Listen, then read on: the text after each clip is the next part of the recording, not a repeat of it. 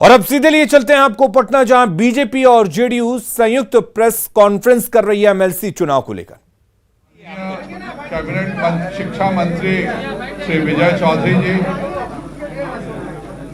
Janata Dal United के बिहार के प्रदेश अध्यक्ष श्री उमेश कुशवाहा जी, इस प्रेस कॉन्फ्रेंस में उपस्थित सभी भाजपा और जदयू के पदाधिकारी और सभी माननीय प्रेस के साथियों, उसका नाम आप सब जानते हैं कि विगत 7 महीनों से विधान परिषद के चुनाव अभी तक हो नहीं पाए हैं और एक समझौता भाजपा और जनता दल यूनाइटेड में आज हुआ है और विधान परिषद की सीटों को लेकर के हमने एक बंटवारा तय किया है। मैं आज अनुरोध करता हूं कि इस देश के माननीय केंद्रीय मंत्री श्रम संसाधन एवं वन एवं पर्यावरण श्री भूपेंद्र यादव जी से कि वह इस प्रेस वार्ता में को संबोधित करें।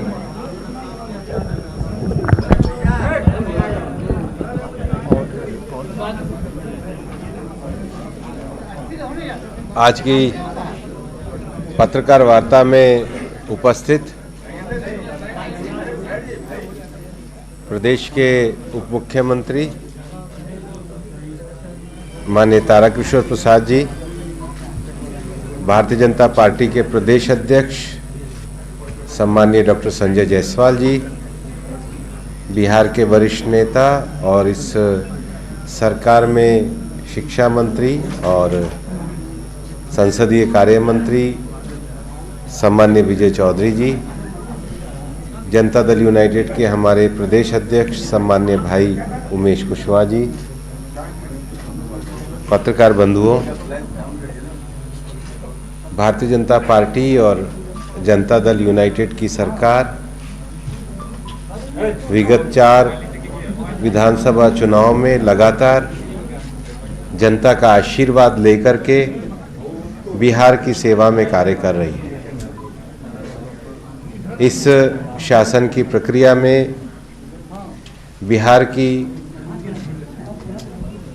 अनेक व्यवस्थाओं में सुधार, सामाजिक सुधार,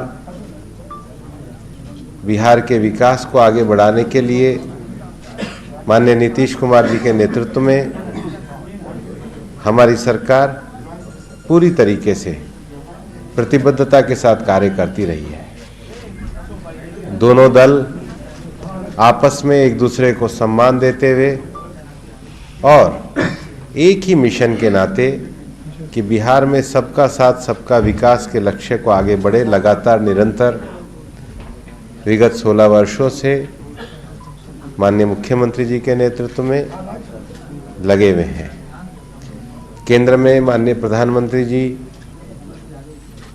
श्री नरेंद्र मोदी जी के नेतृत्व और मार्गदर्शन में अनेकों विकास और कल्याणकारी योजनाएं बिहार के लिए विशेष रूप से लागू हुई हैं।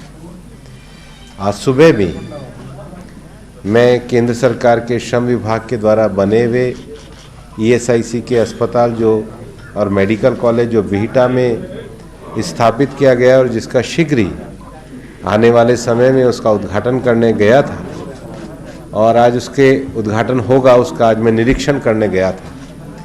इस मेडिकल कॉलेज का शीघ्र ही उद्घाटन भी किया जाएगा, एक बड़ा कार्यक्रम किया जाएगा, लेकिन आज उसके निरीक्षण करने के बाद मुझे इस बात की संतुष्टि हुई कि श्रम विभाग द्वारा जो ईएसआईसी का मेडिकल कॉलेज बनाया गया जिसको इस वर्ष से छात्रों के एडमिशन से प्रारंभ किए जाएंगे, उसमें सभी उपकरण एक बहुत अंतर्राष्ट्रीय मानक के हिसाब से लगे हुए हैं।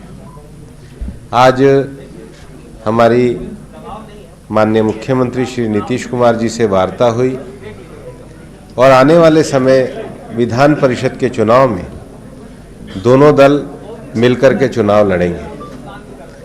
आने वाले समय में विधान परिषद की 24 सीटों का चुनाव होने वाला है। 13 सीटों पर भारतीय जनता पार्टी और उसमें से 1 सीट भारतीय जनता पार्टी लोक जनशक्ति पार्टी जिसके अध्यक्ष श्री पशुपति पारस जी हैं पशुपति पारस जी की लोक जनशक्ति पार्टी को 1 सीट देंगे। 11 सीटों पर जनता दल यूनाइटेड ने लड़ने का तय किया। आपसी सहमति से हमारा ये निर्णय हुआ है और इस प्रकार से 11 सीटें जनता दल यूनाइटेड, 13 सीट, लेकिन उसमें से 1 सीट भाजपा अपने सहयोगी को देगी, तो 12, 11 और 1 इस क्रम में हम लोग इस विधान परिषद चुनाव को लड़ेंगे। और हमारा ये मानना है कि विगत 4 चुनाव में जिस प्रकार से बिहार की जनता ने हमको आशीर्वाद दिया है, विधान परिषद चुनाव में भी जनता का समर्थन और आशीर्वाद हमारे इस मजबूत गठबंधन को मिलेगा। मैं विजय चौधरी जी से भी आग्रह करूंगा कि वो भी जदयू की ओर से आपको इसके बारे में संबोधित करें।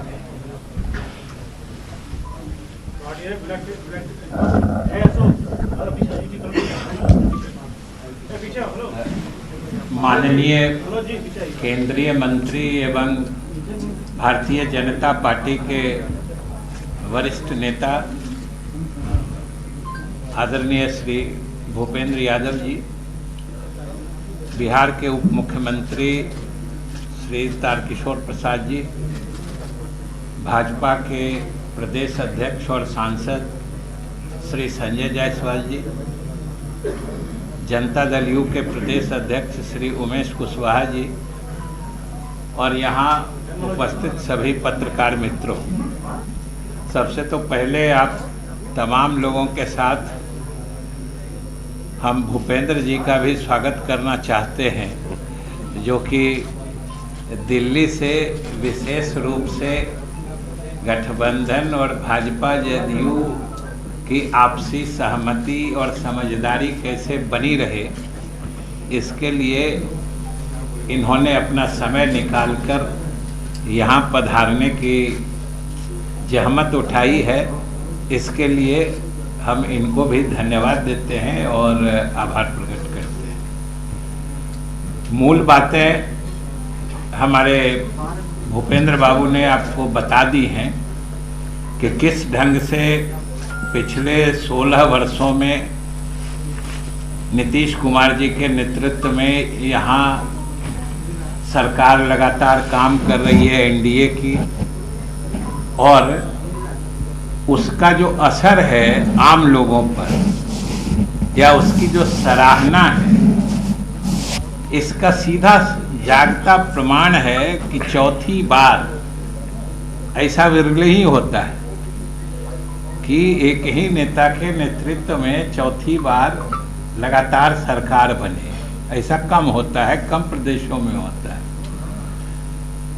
तो ये हम लोगों के सरकार की विश्वसनीयता है और जिस ढंग से अभी भारतीय जनता पार्टी और जनता दल यू का गठबंधन, अन्य हमारे सहयोगी दल भी हैं, उनके साथ जितनी मजबूती से चल रहा है, यह आपके सामने है। जो वर्तमान परिप्रेक्ष्य है, ये जो विधान परिषद के स्थानीय निकाय से जुड़े चुनाव हैं, आप सब जानते हैं कि उसमें 24 सीटें हैं अभी रिक्त। वैसे तो नियमतः तो इसमें 8-8 सीटों पर 3 क्रम में चुनाव होने होते हैं। 1/3 सदस्य रिटायर करते हैं और प्रत्येक 2 वर्ष पे चुनाव होने। लेकिन पीछे के समय में कुछ ऐसी परिस्थितियां बनी थी जिसके कारण से एक साथ 24 सीट रिक्त हो गए और फिर पिछली दफा से 24 सीटों पर एक साथ चुनाव हो रहे हैं। और हम लोगों की आपसी समझदारी इसी क्रम में बननी थी और स्वाभाविक रूप से इनके 13 थे तो ये 13 लड़ना चाह रहे थे, लेकिन हम लोगों के अलायंस में जो एक आपसी समझदारी का जनता दल यू और भाजपा का 50% का एक समझौता था, उसके तहत हम लोग 12 लड़ना चाह रहे थे। तो ये हम लोगों की पुरानी इच्छा थी। इस पर कई राउंड हम लोगों ने बात की और रास्ता इसका निकला जब इन्होंने जैसा बताया कि एक सीट इनको सहयोगी दल पारस जी के लोजपा को एडजस्ट करने के लिए, उसमें सामंजित करने के लिए आवश्यकता थी। तो हम लोगों ने भी 11 सीट पे सहमति दे दी कि हमारे एक सहयोगी दल की भी साथ आ जाएंगे। तो जैसा कि उन्होंने बताया कि 12 पे भाजपा लड़ेगी, 11 पे हम लोग लड़ेंगे और एक सीट पर हमारे लोजपा पारस जी वाली लोजपा के उम्मीदवार लड़ेंगे। तो इस तरीके से ये समझिए कि एक बहुत ही अच्छा आपसी समझदारी का और बड़ा ही मजबूत निर्णय है। इससे कई तरह की भ्रांतियां भी दूर होगी और आप लोगों के भी जो कयास चल रहे थे ये उस पर भी एक तरह से आज से विराम लगेगा। और हम आपको आज कम से कम अपने 11 सीट बता देना चाहते हैं, ये भी क्लियरिटी ही आ जाएगी आप लोगों को, कोई फिर दुविधा नहीं रहेगी कि 11 सीट जो जदयू का हम लोग लड़ेंगे वो आपको बता देते हैं। शेष 13 इनको लड़ना है, उसमें से एक जो सीट अपने उनको देंगे ये दे देंगे। दोनों पढ़ दें, तो हम दोनों ही पढ़ देते हैं। जब इन्होंने अपने सीटों का भी विवरण पढ़ने का अधिकार दे दिया तो मैं उसे भी पढ़ देता हूँ। जो जब इन्होंने अधिकार दिया है तो स्वाभाविक रूप से इन्हीं का पहले पढ़ते हैं कि भारतीय जनता पार्टी लड़ेगी जिन 12 सीटों पर, 12 और एक 13 जो पारस जी का है। तो भारतीय जनता पार्टी रोहतास पहला, दूसरा औरंगाबाद, तीसरा सारण, चौथा सिवान, पांचवा दरभंगा, छठा पूर्वी चंपारण, सातवां किशनगंज, आठवां कटिहार, 9वां सहरसा, 10वां गोपालगंज, 11वां बेगूसराय, 12वां समस्तीपुर, 13वां वैशाली, जो ये अपने सहयोगी दल पारस जी के लोजपा को दे रहे हैं। अब इसके अलावा जो 11 सीटें हैं जो जनता दल यू लड़ेगी, उसमें पहला है पटना, दूसरा भोजपुर, तीसरा गया, चौथा नालंदा, पांचवा मुजफ्फरपुर, छठा पश्चिम चंपारण, सातवां सीतामढ़ी, आठवां भागलपुर, 9वां मुंगेर, 10वां नवादा, 11वां मधुबनी। इसलिए ये कंप्लीट जिसको कहते हैं पूर्ण आपसी समझदारी और सहयोग के तहत ये निर्णय हुआ है और हम लोग सब लोग मिलकर लड़ेंगे। और इसके बाद हम अपने सभी सहयोगी दलों को भी विश्वास में लेके पूरी मजबूती से लड़ेंगे और हम समझते हैं कि लगभग सभी सीटें हम लोग जीतेंगे। तो दिखा दीजिए सर, क्या दिखा ये दिखाने का चीज बाद में दिखा। अच्छा, बाद में दिखा। और अरे दे ही देंगे, इसीलिए तो पूरा पढ़ दिए। और कोई विषय कहना है? किसी का कोई और प्रश्न हो तो बताइए। हम सहयोगी दलों को विश्वास में लेंगे, ये विजय चौधरी जी ने कह दिया।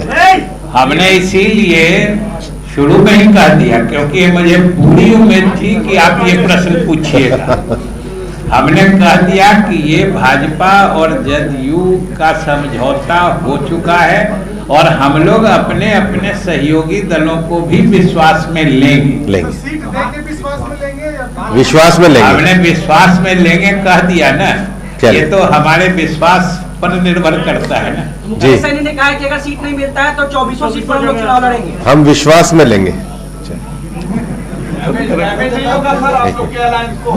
हम विश्वास में लेके सबको चलेंगे। वो 4 सीट पर कौन लड़ेगा, आप या मुकेश सहनी जी? वो अभी आज का विषय नहीं है। अभी तो विधान परिषद की बात आज हो रही है, विधान परिषद की तो आप लोग सभा की तरफ कहाँ चले गए? नाराज नहीं होने देंगे। नहीं, सब हम विश्वास में लेके करेंगे। नाराज किसको नहीं होने देंगे? विश्वास में आने से कहीं कोई नाराज होता है? बताइए। की भी संभावना है सर। बोल रहे हैं कि 24 सीटों पर लड़ूंगा सर। और किसी का कोई प्रश्न है? और कोई प्रश्न? हाँ जी, समय आने पे कर देंगे। सर, शिक्षकों को शराब माफियाओं से लड़ने के लिए भेजा जा रहा है, सारे दलों की सहमति है इसमें। सबसे पहले तो भले आपने प्रश्न पूछे ही दिया, तो शिक्षकों को शराब माफियाओं से लड़ने के लिए नहीं कहा गया है। हम आप सब लोगों से यही निवेदन करेंगे कि इसमें कोई कंफ्यूजन क्रिएट कराने की स्थिति नहीं बननी चाहिए। बात साफ है कि ये कोई नई बात तो है नहीं। पूरी बिहार सरकार की तरफ से बिहार की जनता से, बिहार के नागरिकों से अपील किया जा चुका था कि जहां कहीं कोई आपको शराब पीते नजर आए, कोई शराब में व्यापार करते नजर आए, कोई शराब का स्टॉक रखे पता चले आपको, तो उसकी सूचना आप सरकार को दीजिए। सरकार आपका नाम, आपका पता गोपनीय रखेगी और कार्रवाई करेगी। जब पूरे बिहार सरकार की तरफ से बिहार के सभी नागरिक। तो न्यूज़ 18 की खबर पर एक बार फिर से मुहर